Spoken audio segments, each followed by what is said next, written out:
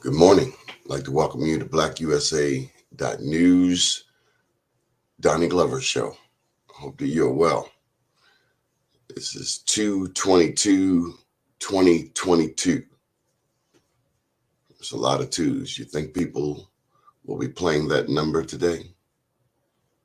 222 or 2222. Anyway, hope that you're well. We're still in Black History Month. Interesting point came out yesterday during the show about how Negro History Day. Hey, Cal got a big event tomorrow.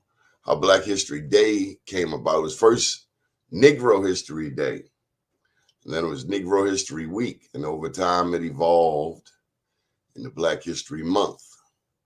Thanks to Dr. Carter G. Woodson. He was the author of The Miseducation of the Negro. If I'm not mistaken, he also wrote The Education of the Negro.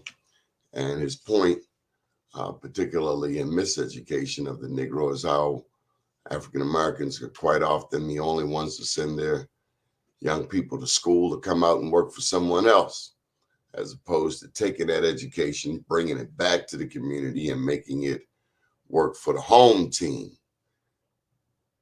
I think the old people will call it mother wit, that it's nice to get all of this education, but if you don't have any mother wit behind it, you don't have any common sense, it means absolutely nothing. Here in the state of Maryland, we have 4 historically Black colleges and universities, HBCUs, and the mission of the HBCU is, I would say, more important today than ever before. Why? Because we have a unique situation, in many ways unique. Over time, more and more people come to America, but no one came to America as slaves like Black people. And so how do you remedy that? Well, it takes everybody. And it also takes acknowledgement of the truth in history. And we're waiting on our guest. I'm not sure if he forgot or what have you. But what I can tell you is that as long as we're Black and in America, there will be some type of challenges. Why? Because we live in a country that has a lot of freedom, a lot of liberties, and a lot of people abuse that because they live in fear. They live in fear of us simply because of the color of our skin. And it's so annoying, so taxing, so tiring. I'm not sure who America wants people of color to be, but I will tell you this.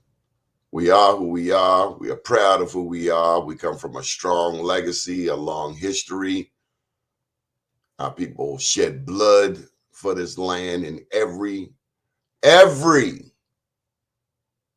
war, battle, what have you. And we ought to be respected by everyone. Without further ado, we're going to get on to our guest for today, the one and only Clarence Tiger Davis, Dunbar poet. You're going to make me pull out my Dunbar here. I see you've been hanging with Greg. Is that a Greg Branch special? No, this is a real old. Yeah, this is Greg. See that tally ho, right? Yeah, that's Greg Branch. You ain't gonna leave me hanging. Well, you know, we poets are real proud folk. Chanel Branch, Chalmers Branch's daughter, who's in the House of Delegates, she called me and she wanted some information. I said, well, look, there you go. So I say, look, this is Association for the Study of African Life and Histories. The theme for this year is Blacks in the health field. And so I say, well, look, what you need to do, Chanel, if you want to talk about Dunbar, take a look at the Dunbar in the health film, starting off with Esther Mccrady. She's the first Black nurse. to graduate from University of Maryland School of Nursing. Esther Mccrady, very talented lady.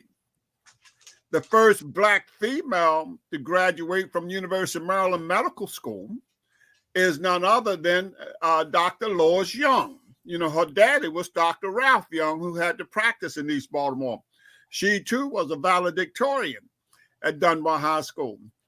If you go a little further, you got Bobby Young, also one of the 57 grads, who may be one of the greatest linemen ever to attend Morgan State University.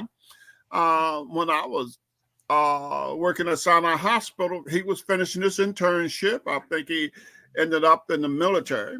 And then on this Thursday at Arlington National Cemetery, William Smith, the class of 61, will be funeralized at Arlington National Cemetery. He graduated from Morgan in 65, became an aviator, flying medevac helicopters in the war zones in Vietnam. He came home, went to dental school, and ended up retiring as a colonel in the United States Army. He was in charge of dentistry for the entire United States Army. You know, when you look at the healthcare field, but now look, don't forget a brother by the name of Cooper. Cooper, we used to call his dad Old Man Cooper. Old Man Cooper was Reginald Francis Lewis' grandfather. His son with the same name was a hero in World War II, went to pharmacy school, became a pharmacist. Now, he ended up retiring from state government, pharmaceutical services, but he inspired a young brother by the name of Jim Norfleet, who graduated with my brother at Paul Laurence Dunbar High School. Jim Norfleet then working part-time at the pharmacy, ended up at University of Maryland in 1958 to 59. The costs were so extensive that it was difficult for the family to maintain. And then he faced all kinds of racism at the University of Maryland School of Pharmacy. So he left and went into the United States Army. He came home from the United States Army, entered Morgan State University, got a bachelor's degree in applied sciences. And then he was employed by Colgate-Palmolive Oral Division. He retired around 2005, 2006, or something thereabouts. And when he retired, he was vice president for Colgate-Palmolive Oral Division. He was in charge of all the scientists worldwide for Colgate-Palmolive Oral Division. He and I used to joke about him going around the world twice, you know. But you will know his two of his first major patents: ultra bright toothpaste. Wow. Huh? Got my high school brother now, right? And the second one was that peroxide that Colgate-Palmolive put out. So I told Chanel, I said, listen, you know, since this is the focus of the Carter G. Woodson Foundation for this year's Black History, focus in on the medical field at Dunbar High School, you know, and the community of East Baltimore. And there you will find greatness that needs to be told and retold, because Dunbar High School is a medical prep school. And so that's what you want to focus on. But to find out that so many of our young people have no idea, they think of Dunbar as a basketball power or now as a football school, and they never look at the academic greatness, you know, at a Paul Laurence Dunbar High School. That makes me just, I got to jump in and put a plug in for Dr. Estella Ingram Levy. She was our science teacher. Now, before I got to Dunbar, I was over at Poly. My girl.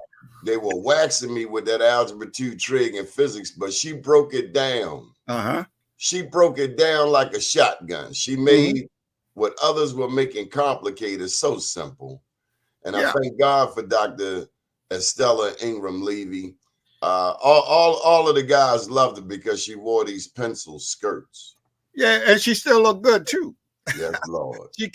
She came to my mother's funeral. I didn't even get a chance to tell you, Donnie, but 4 weeks ago, my mom passed. You know, she didn't quite make 103, but she was a good 102. and she, big brother. And guess what? When she came to Baltimore, because you know they left that plantation in 1947 and came to Baltimore. While she was here that year, before they came and got us from down in Georgia, she had attended Paul Laurence Dunbar High School evening school, where she brushed up on her skills so that she could go to nursing school. And she first went to St. Paul, and then after that, she went to Seton Institute to pursue a career in nursing. All the while, she was scrubbing people's floors and stuff, working as a domestic, you know, but going to school at night. Because she learned something at Dunbar. She caught that old poet spirit. Because at Dunbar High School, man, look, and I tell people, I say, look, let me jump from the medical field for a minute. Two of the greatest brains, they tell me, they ever come out of Dunbar High School was Dr. Clara Adams, you know, for the long time vice president at Morgan. And before her was Dr. Haywood Harrison. And, you know, the argument and debate goes about, you know, as to who was the greatest. Then I said, well, wait a minute. Now, y'all leaving out my man, Lewis Randall. You know, he just passed, about a little over a month ago, right? Dr. Lewis Randall, who delivered more than 5,000 babies in the city. And two of them happen to be my twins. When I look at Paul Laurence Dunbar High School, I see all of these people. I see my teachers at Dunbar, beginning with Dr. Ford. He lived in the 1800 block of Caroline Street. But Dr. Ford was fluent in Hebrew and Greek, right? He was fluent in Hebrew and Greek, but he taught us Latin, okay? Now, where could he get a job? In the 30s or the 40s with all of his background. But you know what we used to go to Dr. Ford for? We should go to him for that pre-calculus stuff, man. Because he was, you know, when you got a PhD back then, you was a genius in everything.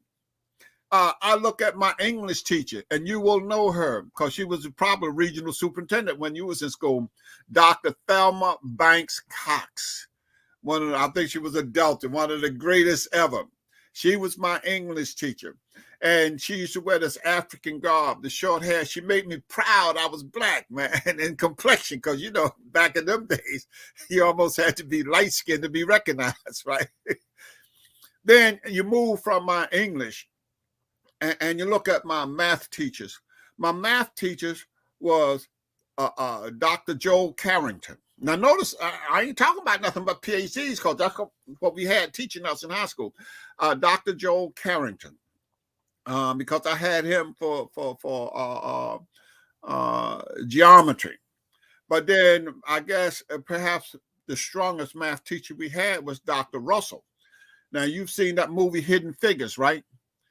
Dr. Russell used to go over to Goddard Space Center in the evenings to do calculations back in 57, 58, and 59 after they put Sputnik up, right? And now, why couldn't he get a job over there? He was one of the greatest math geniuses in this area, but he couldn't get no full-time job because of racism and stuff. But yet they would have him over there going around them boards, the wall at night, you know, calculating and everything else. Now, my physics teacher was Dr. Brown.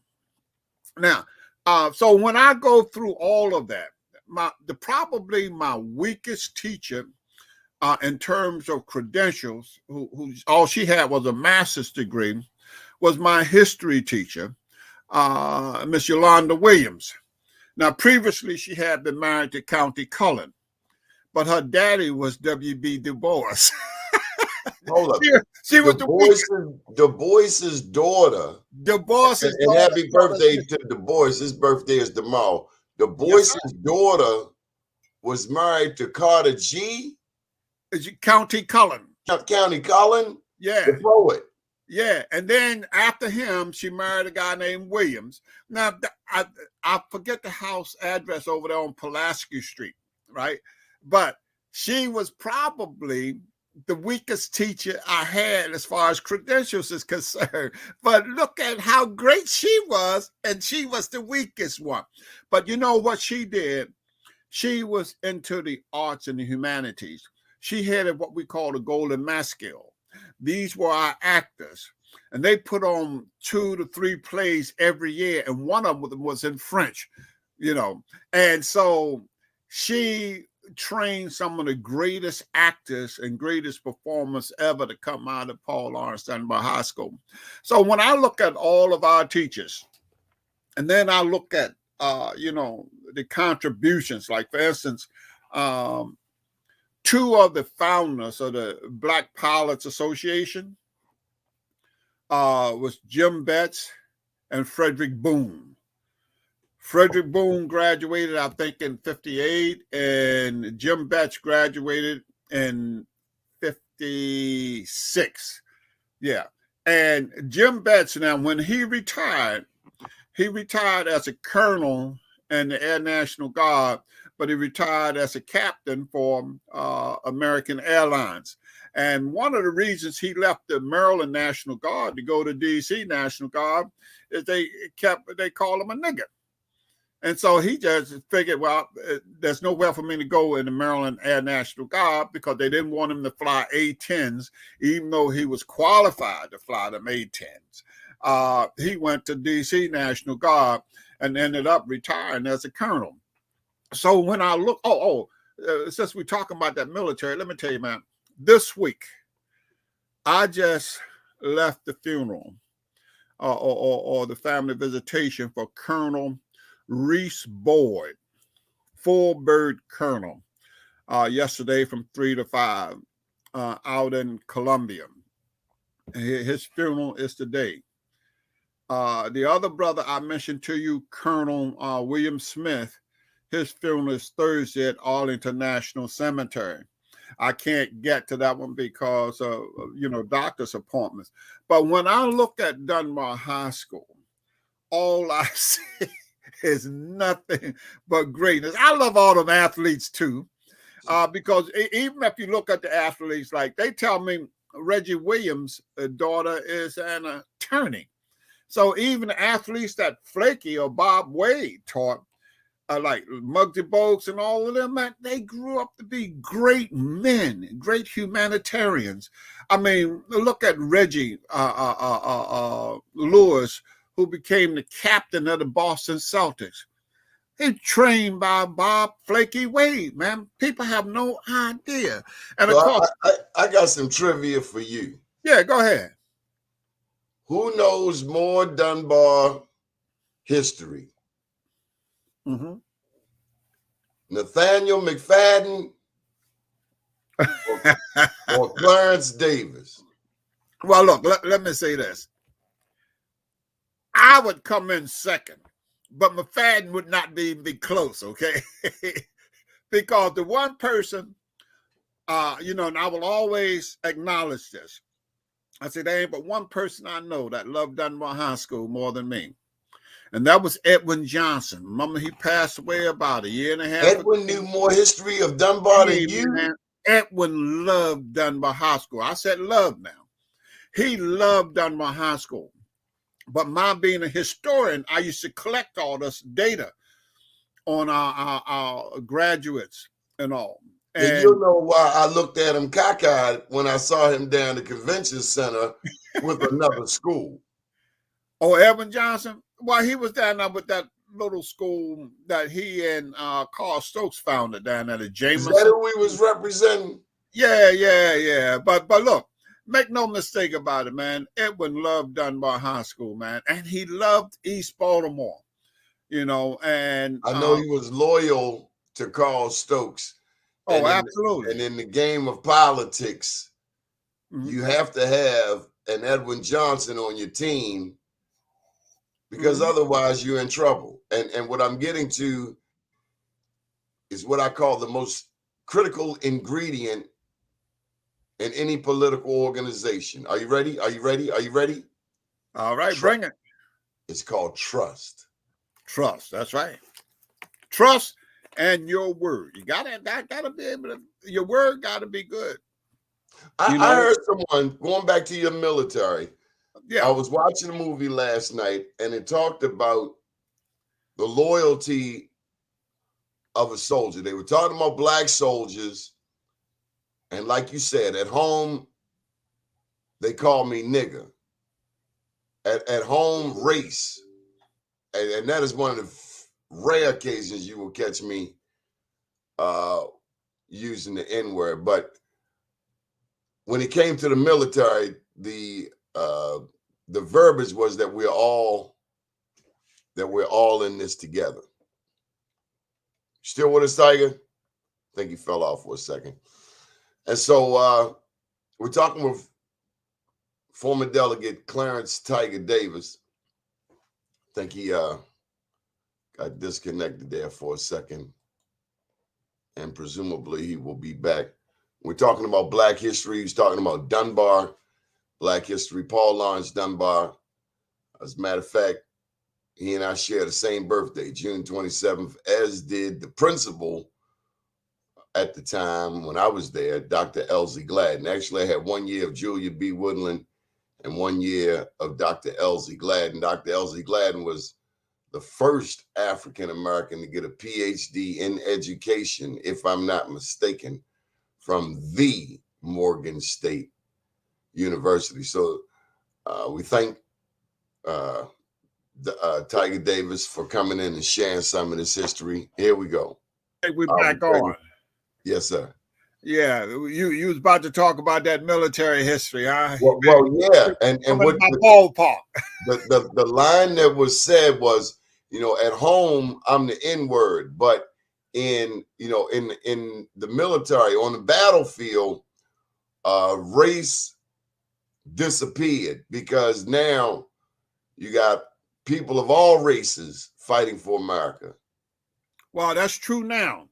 It's true now. Come on with it. Now, and it's becoming more true. But let's talk about that for a minute, because we're beginning at this point to plan a celebration for the 75th anniversary of the desegregation of the military, which occurred on July the 26th, 1948, with President Truman's Executive Order 9981.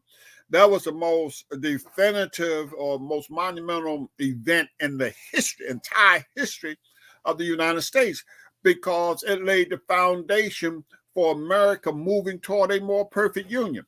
Once you get integration in the military, then everything else follows. Nothing else would have followed. Even today, whenever and there's a social issue or what have you, like the gay rights thing, they start with the military. And why? Because the military is an authoritative society and they can control it. Okay.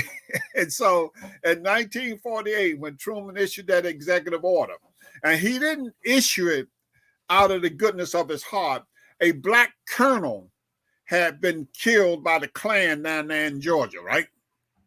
Truman was terribly upset, because Truman had withstood the pressure from A. Philip Randolph and his committee to end Jim Crow in the armed forces. He had withstood all of that pressure because A. Philip Randolph, as you will recall, in 1941, threatened to march on Washington. If Roosevelt did not open up, the Pullman Porters.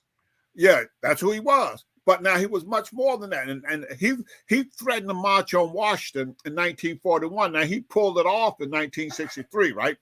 But in 1941, that was another defining moment in the United States history. Franklin Delano Roosevelt didn't want to sign no executive orders, but he was forced to sign 88-002 executive order, which prohibited discrimination and the federal contracts and in federal employment or what have you. What this did, it led to, number one, the Tuskegee Airmen, because that's when he had to bring on the Tuskegee Airmen. Then you also had to put blacks in the Marine. You also had to give blacks some jobs up in the auto industry and the defense industry up in Cleveland and Detroit, so on and so forth. But this is A. Philip Randolph. He threatened to march on Washington. Okay. Eleanor Roosevelt leaped on FDR's butt. And together they pressured him, and he signed that executive order.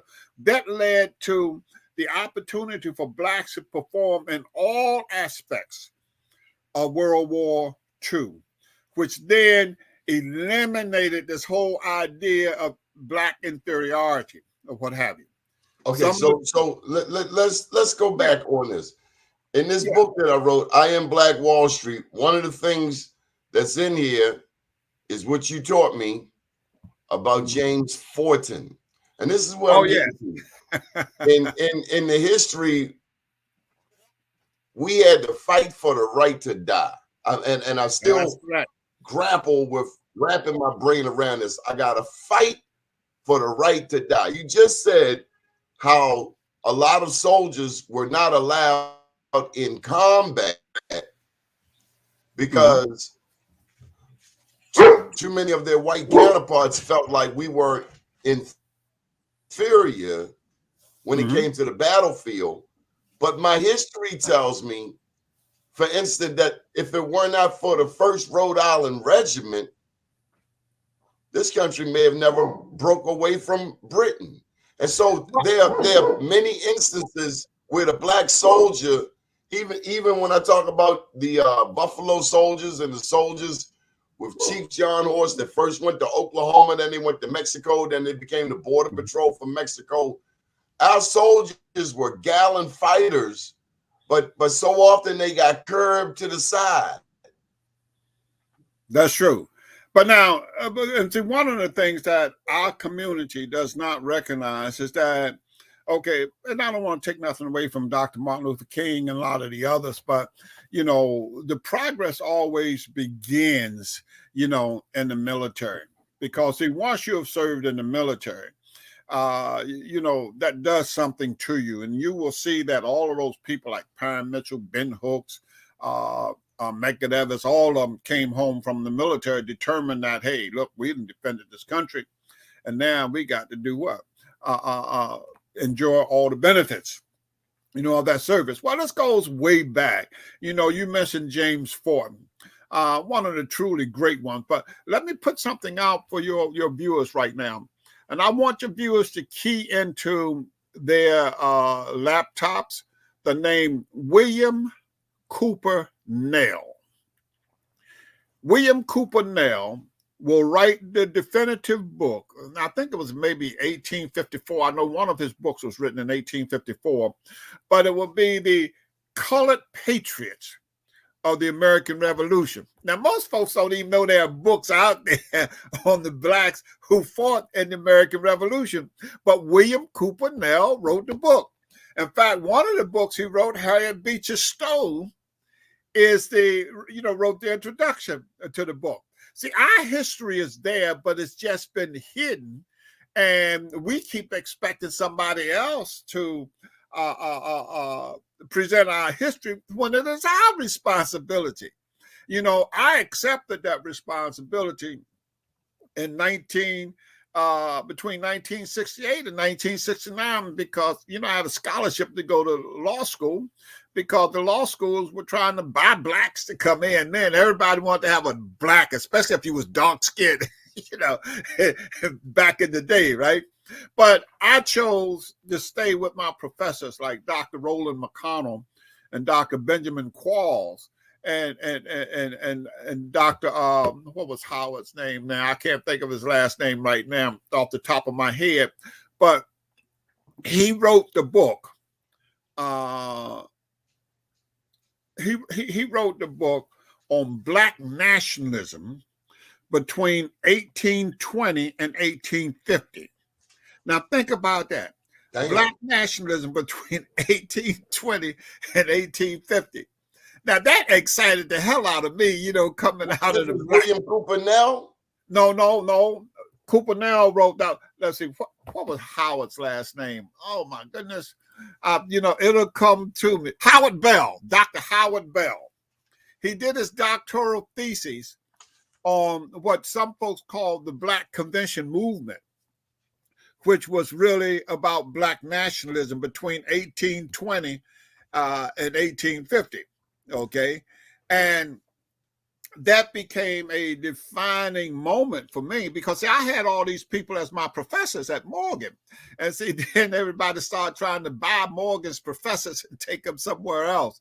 Dr. Roland McConnell was an authority on blacks in the military. He wrote his doctoral thesis on the free men of color in Louisiana who fought at the War of 1812. You know, Andrew Jackson tried to bury him, or at least that history or what have you, right? And so, you say Andrew Jackson? Yeah, Andrew Jackson. Well, let's give a little American history on Andrew Jackson because I touch him in this book. He was adamant. Mr. $20 bill was adamant that the blacks and Indians that had taken over Florida, because as the European settlers came into the East Coast, everybody else started fleeing to get away from their death, murder, and sickness, like smallpox. And one of the places they were forced toward was Florida. Yeah, that's right. So that's when that whole Seminole War thing went on, where the blacks and the Seminoles teamed up. And there were 3 Seminole Wars. He was Andrew $20 Jackson was involved in the first one. And he became a real white American hero because he was adamant about putting blacks in chains and putting the Indians, putting them on reservations. And so I just want us to be careful. And his farm was called a hermitage, which was a breeding farm for slaves, right? Just like you breed cattle. The hermitage. That was his farm. But see, the thing is, once we began, slow down. Slow down. A breeding I think that was the name of his farm, called a hermitage, right? You said a breeding farm. A breeding farm for slaves, right? Hi, Tammy Thomas. So let me just ask you, is breeding farm a place where the term mother effer came from? I couldn't say for sure on that. Because my understanding is that term comes from when an African male was tricked into having sex with his own mother to breed more babies. That I do not know that much about, okay? But I'm going, once we get off this call, I'm going to check it out. It came from somewhere. Like I tell my children, I say, look, when something pops up and you don't know the full story on it, we've got these little things here now where we can just key it in and then get 4 or 5 different versions of it. And that's what I do. And that's how, you know, I really enjoy this life. You know, one day you and I, Donnie, going to get together and write a book, man. Tell me about the 388th. Now, the 688. You told me all about the 369th. We had a lot of conversations. I felt like I had learned something. If I'm not mistaken, that's where Mr. Europe, was Europe a member of the 369th? No, these were the ladies. Wow. Yeah, but let's move to the ladies. The 6888, 688th Postal Service Delivery Unit. That's who they were. Now, any soldier will tell you that and this is why I talk about them ladies, man, that they were extraordinary. One of the things that keep the morale up is letters from home. They had a backlog in England of mail, millions upon millions of pieces of mail that had not been delivered. They didn't even think the problem could be unraveled or what have you, or that the mail could be unraveled or reorganized whereby it could be shipped to the recipients. They call on these black ladies, the 688. That's right. And these ladies in Birmingham, England, they went into England and they looked at that mess. They organized that mess, got all that mail organized, and enhanced the morale of the soldiers during the last year of that war. And they played a significant role. They have never been recognized. You've got, I see Colonel Charity, a Major Charity there. But at any rate, there's only maybe 5 of them still living now. Okay. I've been working with Colonel Edna Cummings, who is trying to get the Congressional Gold Medal. I sent you a piece by Senator Jerry Moran out of Kansas. He too is working to get these ladies properly recognized because he know of their greatness. Everyone who learns anything about our history become so impressed and committed to what they have learned that they can't turn it loose. Now, I've got a guy by the name of former Republican, conservative Republican out of Westchester, New York, named Joseph J. Diaguardi. He met Mickey Leland, from the 4th Ward down there in Texas, right? Oh, Mickey Leland. Yeah, Mickey Leland. He was killed in Ethiopia while trying to deal with the problem of starvation over there. Well, Mickey Leland introduced him to Dory Miller. This was in the 1980s. Dory was the famous Navy hero. Yeah, we just finished an 80th anniversary of his exploits last year, December the 7th. And we are determined now to get him that Congressional Medal of Honor. And we're working on that this year. Joseph J. Diaguardi is a member of our team. He has not been able to turn loose the memory of Dory Miller since he was introduced to Dory Miller by Mickey Leland. In fact, Joe Diaguardi tends to think that it's his project. No, Joe, it ain't your project, man. We've been working on this a long time, right? But he's a good white dude, man, who got a little bit of that knowledge, man, and he just can't turn it loose. I got to ask you about Dr. Tyrone Taborn. Now, we're talking about the military and all. Yeah. And he's not known as a soldier. But I will tell you, in the realm of STEM, you see this right here? Yes. This show is now in the metaverse, thanks to Dr. Taborn. So people with those virtual reality goggles can actually enjoy this show in the whole in STEMCityUSA.com. But you know that he just concluded, if I'm not mistaken, the 37th annual Black Engineer of the Year Awards. Yes. It's been around almost 40 years. I did about 25 of them, 25 years here in Baltimore. But at his Black Engineer of the Year Awards, he's been known to bring in generals, admirals, nuclear sub operators, astronauts, NASA people. Can you just give me a word on Dr. Tyrone Taborn? Listen, what he has done, and I've tried to get Morgan State University and some of the other schools that have ROTC to pick up on his lead. In the military, if you get a degree in engineering, the military is not going to put you in the human resources. If you get a degree in engineering and go to the private enterprise or corporate America, they go take your degree and put you in the human resources. They will not allow you near the technology, okay?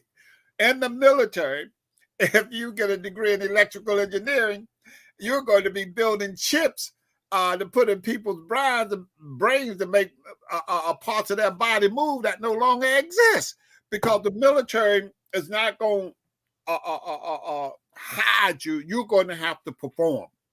And so in the military, you will see a lot of those commanders at Aberdeen Proving Ground, at Edgewood Arsenal, and all of these other STEM type military installations. They are black leaders, man, who have become major generals, lieutenant generals, etc. Because in the military, you're going to have to perform. So what I try to get the engineering people to do at Morgan, I say, look, tell those kids, hey, good alpha there, man. All right. Hey, so I'd say tell them young kids in ROTC or in engineering that they should take ROTC, because if they take ROTC and go into the military, they're going to get access to that technology. For instance, if you in civil engineering, you're going to be building bridges. Okay, you're going to be building. The military is not going to let you sit back and say, well, you're going to be put. No, you're going to build bridges or what have you. There are no bridge builders out here in the black civil engineering society, because they do not understand the importance of the military and building the black economy. And I try to tell them that, but our community is so diametrically opposed to the military, man. They don't see the beauty of it, man. This is where we've all got to look. Out of the first 5 black generals, 4-star generals, check it out now. 2 of them are Morgan grads, right? You know, you got Roscoe Robinson. Then you got Colin Powell.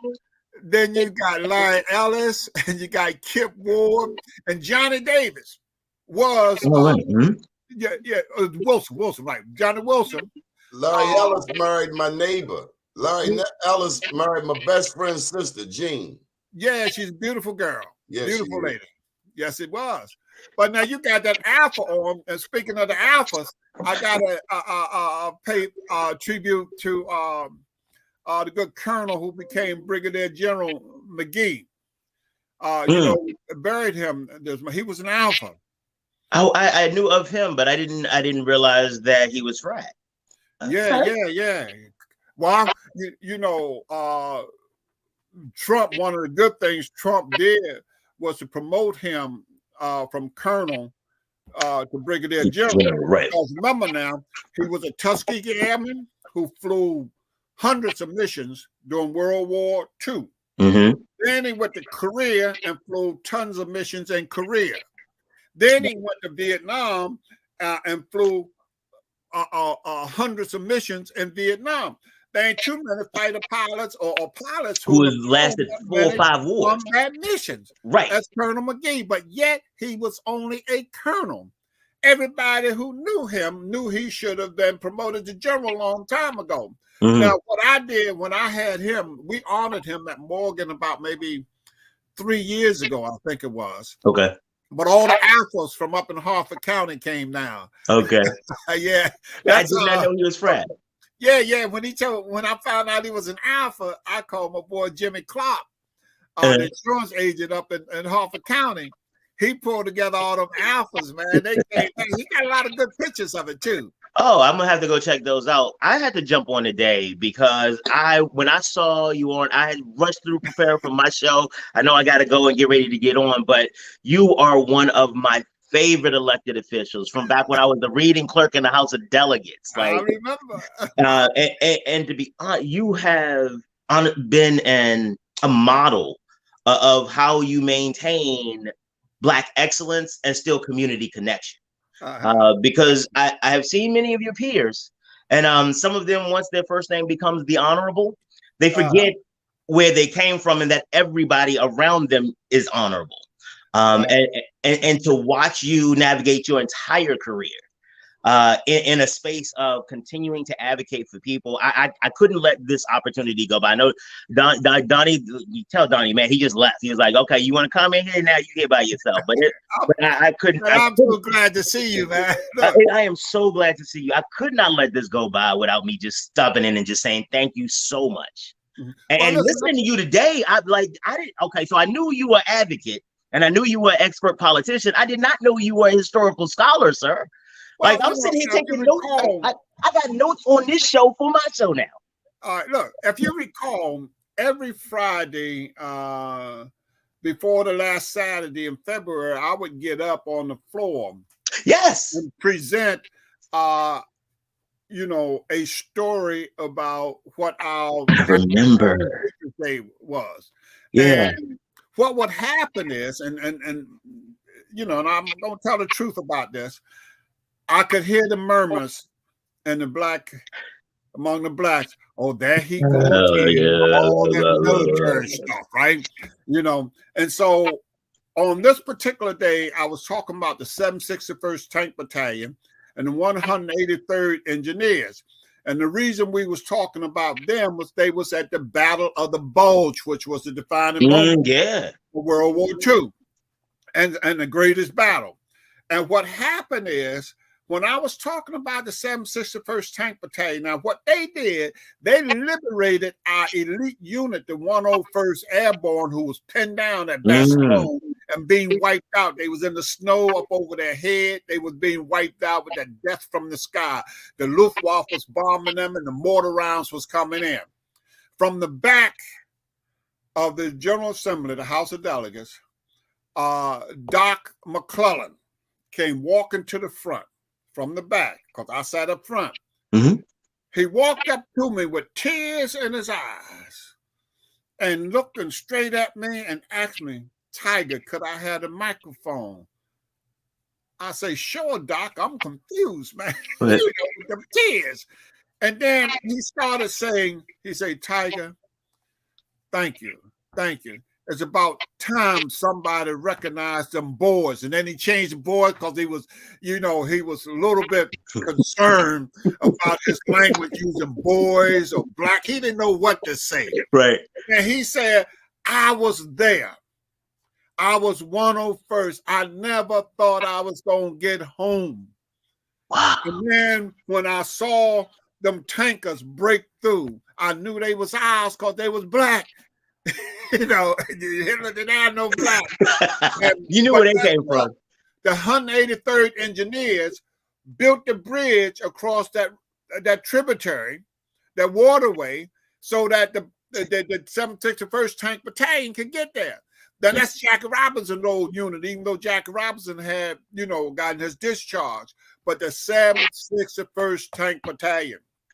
And the commander of them lived from was Western Maryland College dude, and he died up in Carroll County.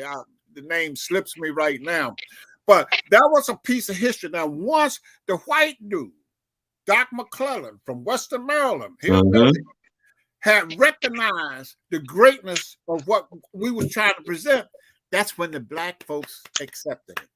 It was almost that. What I did every Friday before that last Saturday of February was not accepted by them until the white man said it's okay. Hey, this needs to be told. And guess what? Now, let me tell you this. Y'all about to get me riled up. I got to go to my show. Y'all about to get me riled up. We can't do this right now. Take care. Give me a call sometime. You can get my info from Doni. I absolutely will. Thank you so much, brother. Doni, as always. I didn't know the special edition was going to be this special this morning, brother. So thank you very much. All right. God bless them.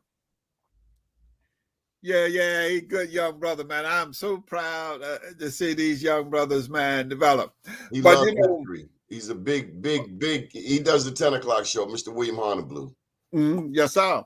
But now look, in the 183rd Engineers, they left an extraordinary record, man, of shooting down German aircraft. They was engineers. They built the roads. You could not have Allied movement without good roads or bridges to go across the waterways and all that kind of stuff, or the building of airfields, you name it. Tell me about when let me finish this piece. I want to look. Anthony, you remember Anthony Armstrong and Lafayette Armstrong used to work for Du Burns? No. Anthony Armstrong. I think Lafayette may have gone to Dunmore. Their uncle, Albert Armstrong, was the top sergeant with the 183rd Engineering Battalion.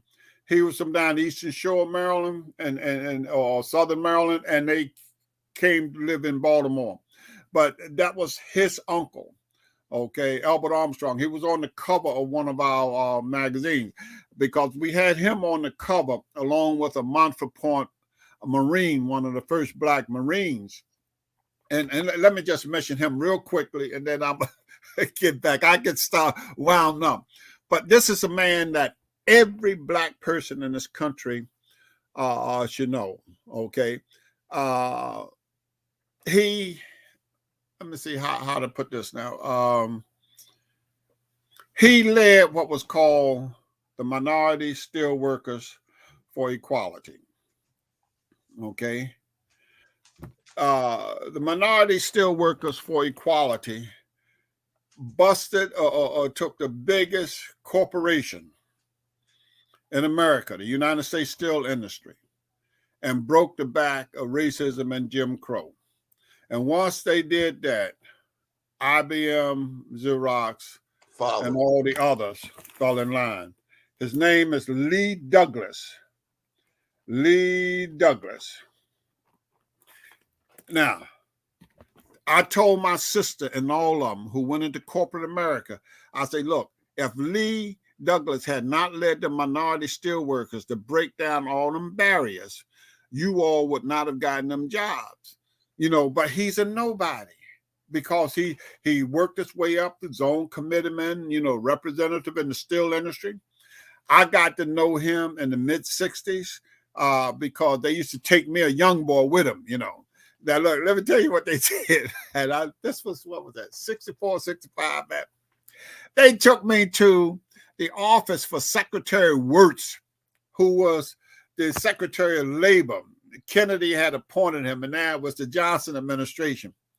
We go into the office, man, right? We got Lincoln Lynch, and who else was it now? I forget. Lincoln Lynch was from Corps. But we go into the office, and the secretary says, well, the secretary's not in.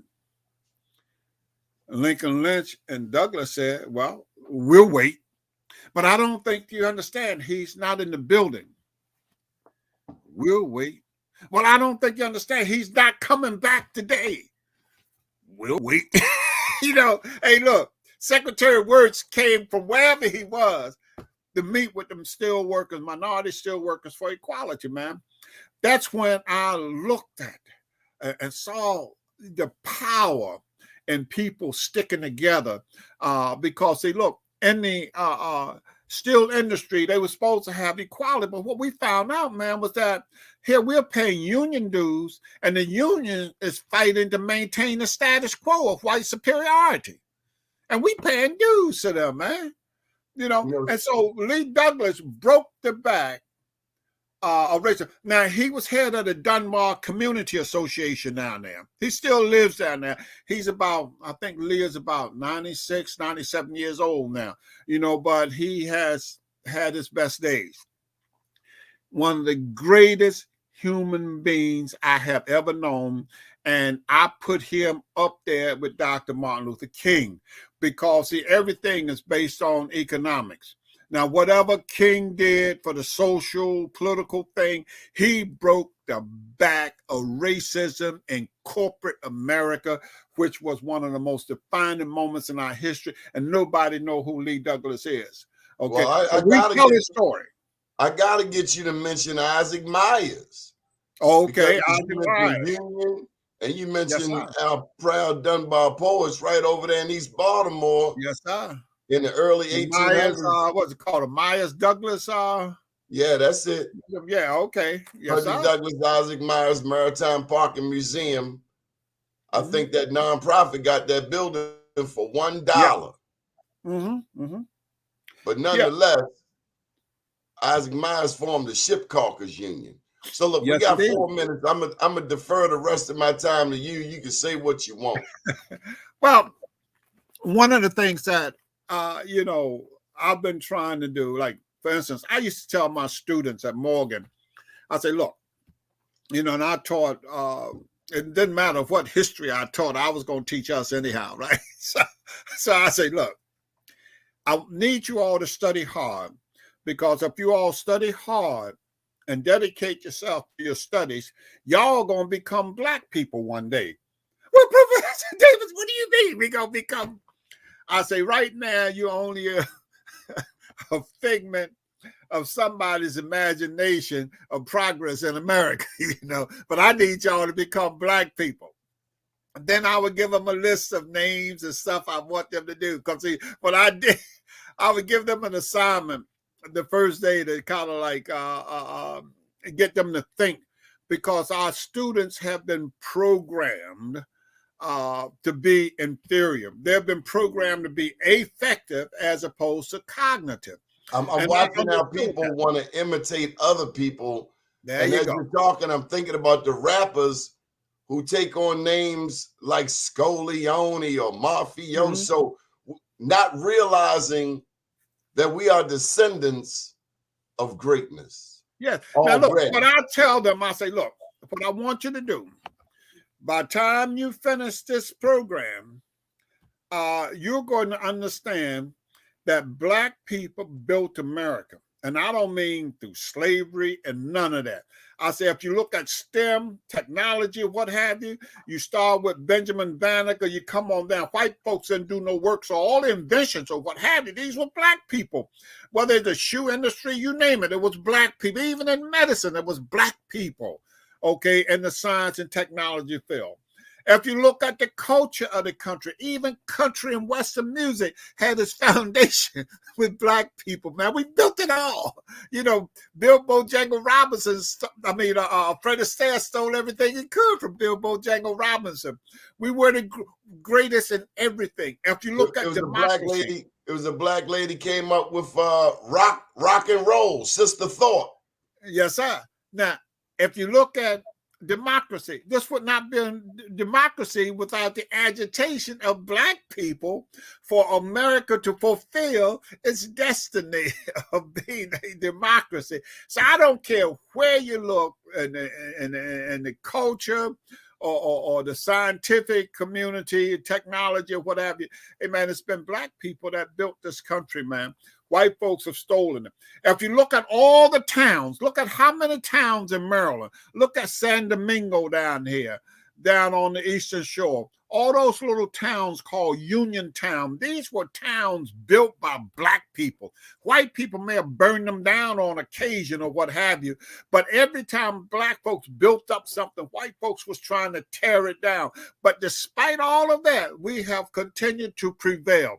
All across this country, we have built towns. Look at Baltimore County, man. You probably got about 20 different communities at minimum in Baltimore County. Louis Diggs will write about those communities that black people built. Oella. Yes, indeed. That's right. They got a museum out there in Oella. And Baltimore County is where Benjamin Banneker, the man who memorized the architectural plans for Washington, D.C. He came out of Baltimore County. Matthew Henson came out of Calvert County. He was an astronomer, and he produced the first really meaningful almanac. Look, we have built this country. Everything, all the greatness of this country is based on us. But they got us thinking like victims. And as long as we are thinking like victims, we act like victims instead of the great people that we are. What do you think would happen if black folk realized that Jesus was black? First of all, they would take the other picture down off of the wall. All right, but they would feel a sense of greatness within themselves. But as you mentioned this, I was in Africa, and I damn near fell out my chair in Ethiopia. And I look up on the wall, and there's a picture of Michelangelo's Jesus, and I was so disappointed. I'm saying to the Ethiopians, dude, y'all saw him. You know that's not him. Who is that? Yes, indeed. And if people ever came to understand the importance of a Haile Selassie, Haile Selassie's bloodline, and the leadership of Ethiopia goes all the way back to Solomon. Only African nation besides Liberia never colonized. even though Liberia, by definition, is a part of colonization. But listen, real quick, during the Revolutionary War, there was, they say, up to 9,000 blacks who fought for the British and approximately 9,000 who fought for the Americans. The British had promised freedom. So some of them at the end of the war went to the Caribbean. Others went up through Nova Scotia. And then those led by Thomas Peters, okay, they would be called the Black Pioneers or whatever. They ended up on the west coast of Africa, and they founded the modern day state of Sierra Leone. Thomas Peters. Sierra Leone was where British sent back blacks. Liberia is where America sent back blacks. Don't say the British sent back blacks migrated there from Nova Scotia. You know, leave the British out. These are blacks who migrated there from Nova Scotia, and they founded the modern day state of well, you got him right there. Yeah. So look, in this book, where I talk about James Forten, one of the things you taught me about James Forten is that he was not for immigration. And no, he was not. I'm not talking about immigration. He was not for emigration, going back to Africa. That's correct. But his son, there you go. Now said, pump your brakes. Yes, sir. We sending people back. And so I've concluded that they were both right. That's correct. See, today, in today's society, if you disagree with someone, then they got to be all wrong. That ain't never the case. Du Bois was right and Booker T was right. That is correct. And that's one of the lessons that we have to learn. And once we learn that, we'll be able to get along, even though we may see things differently. We can get along and move our people forward. Let me give you another one. I got to throw this in there since you're a political guy. We as a people are Democrats. But I've seen someone that one of my elders called a spear thrower for Newt Gingrich. His name was Bobby Ehrlich. Put money in the Coppin. Yes, he did. Money that Coppin had never gotten before, a Republican. And that is correct. Looks like a certified institution of higher learning. I'm gonna throw something in real quick to you, okay? About Bobby Ehrlich. Bobby Ehrlich was a good friend of mine because Bobby Ehrlich was doing everything that he could to show black people that he was not against us, okay, and that he would support us. On the slots bill, because of the relationship we had put together an initiative whereby we could get slots passed on his watch, and we would get 1.5% of the gross. Now, 1.5% of $2.5 billion is well over $30 million annually for 15 years going into an economic development fund for minorities and small businesses. Now, once the bill passed, you go to the bond market and access $2 billion. Bobby, we could win with this because Bobby Ehrlich understood that the government could not hire blacks to get out of the situation that we're in, that you got to build black businesses. But you couldn't build black businesses if you don't have access to capital. Okay? Now, that's a Republican we're talking about. Now, he understood that. So even if we didn't get the 1.5% and only got 0.75%, it would have been a great bust. But black people chose to be Democrats as opposed to being black. And we can talk about that one day because I documented the whole damn thing because I chaired the committee that handles slots.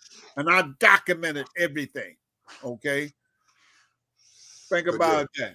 One day we'll talk about it, Donnie, because I got that book. I've just been questioning whether I should write it or not because I documented everything that happened during the legislative session. Write that book. Delegate Clarence Tiger Davis, we thank you so much for joining us. We got to bring you back. It's never enough time, but we love you, and I thank you for being my friend. All right. God bless, Donnie. Go Poets. My name's Donnie Glover. Stay tuned for more with blackusa.news. Good morning, world.